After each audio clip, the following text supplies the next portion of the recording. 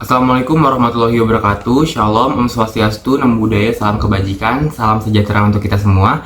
Perkenalkan, nama saya Raka Akbar Mandita dari jurusan Ilmu Komunikasi, Fakultas Ilmu Sosial dan Ilmu Politik, Universitas Pembangunan Nasional Veteran Jakarta dengan NIM 2310411183. Pada kesempatan kali ini saya akan membahas tentang ASO dan masa depan televisi Indonesia, transformasi atau justru masalah baru. Kita hitung bersama dari hitungan ketiga. 3, 2, 1. Silakan.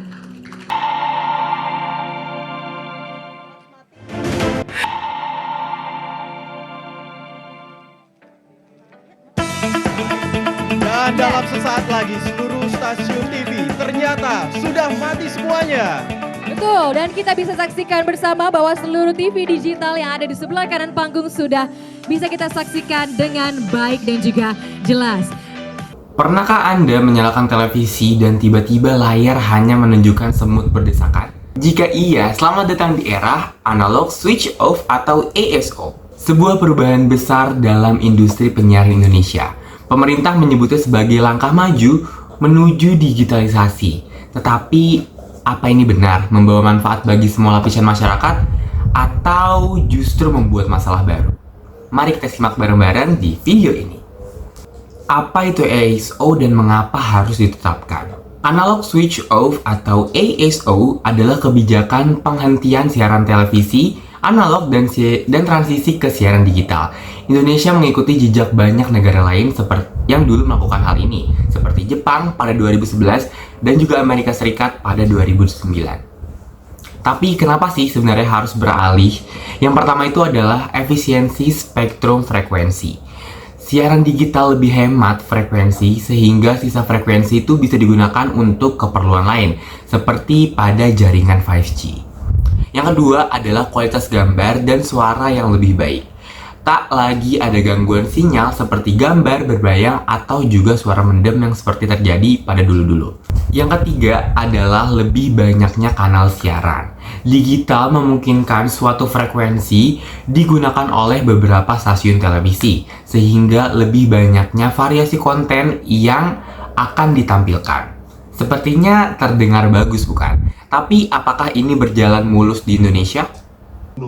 Pada migrasi TV digital, masyarakat pun nantinya direpotkan dengan penambahan alat baru, yaitu set-top box atau STB yang harganya mencapai Rp300.000.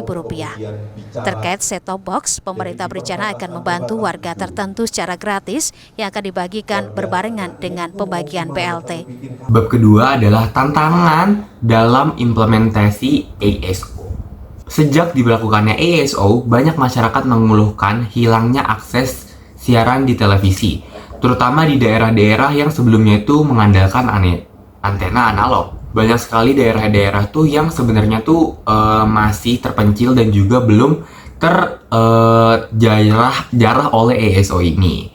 Tapi sebenarnya apa aja sih masalahnya? Yang pertama itu adalah kurangnya sosialisasi dan juga edukasi. Banyaknya orang yang tidak paham bahwa mereka tuh membutuhkan set-top box atau STB seperti yang di sini untuk menikmati siaran digital. Pemerintah memang menyediakan STB gratis bagi rumah tangga yang memiliki kekurangan atau miskin, tetapi distribusinya tidak merata. Yang kedua adalah ketimpangan infrastruktur digital. Gak semua daerah memiliki sinyalan televisi digital yang stabil.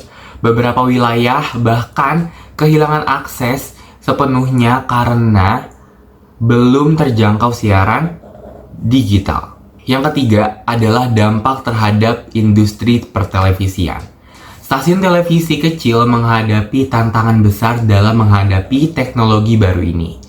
Mereka tuh harus berinvestasi pada peralatan penyiaran yang seperti yang kita tahu, peralatan penyiaran itu tuh nggak murah, yang mana itu tuh mahal atau tertinggal dalam kompetisi. Seiring dengan digitalisasi televisi, kita juga harus melihat realitas lain nih, seperti persaingan dengan platform digital. Di era internet, masyarakat semakin banyak beralih ke YouTube, Netflix, TikTok, Viu, atau aplikasi-aplikasi lain dibandingkan menonton televisi konvensional. apakah migrasi ke televisi digital benar-benar akan menyelamatkan industri pertelevisian atau justru akan menuju kehancuran? Sebenarnya itu ada dua kemungkinan skenario yang dapat diprediksi di masa depan. Yang pertama itu televisi digital berkembang dengan mode hybrid. Stasiun televisi itu kemungkinan pertama bisa beradaptasi dengan era digital dengan menghadirkan layanan streaming dan juga interaktif.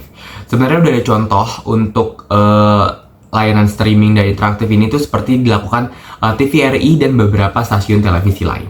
Yang kedua itu kemungkinannya adalah TV digital justru kalah oleh internet. Jika TV digital nggak nawarin sesuatu yang lebih menarik dibandingkan internet, akan sangat amat kemungkinan yang sangat besar, bahkan nggak mungkin orang akan semakin meninggalkan televisi digital. Itu akan menjadi kemungkinan-kemungkinan terburuk dari pertelevisian digital. ASO memang banyak membawa perubahan besar, tapi apakah solusi terbaik bagi semua pihak? Masih banyak PR sebenarnya yang harus diselesaikan dari infrastruktur, edukasi, hingga adaptasi industri. Apalagi di edukasi masyarakat itu masih sangat amat kurang untuk peralihan dari masa dulu ke masa modern ini. Jika kita tidak ingin televisi digital hanya menjadi masa transisi sebelum akhirnya kalah oleh internet, maka industri pertelevisian tuh harus banget berani untuk berinovasi, kayak membuat aplikasi streaming mungkin. Oke, gimana menurut kalian? Apakah ASO itu adalah langkah maju atau justru awal dari akhir pertelevisian Indonesia? Silakan berdiskusi di kolom komentar ataupun di sosial media lain. Kurang lebihnya, mohon maaf. Sekian dari saya. Wassalamualaikum warahmatullahi wabarakatuh.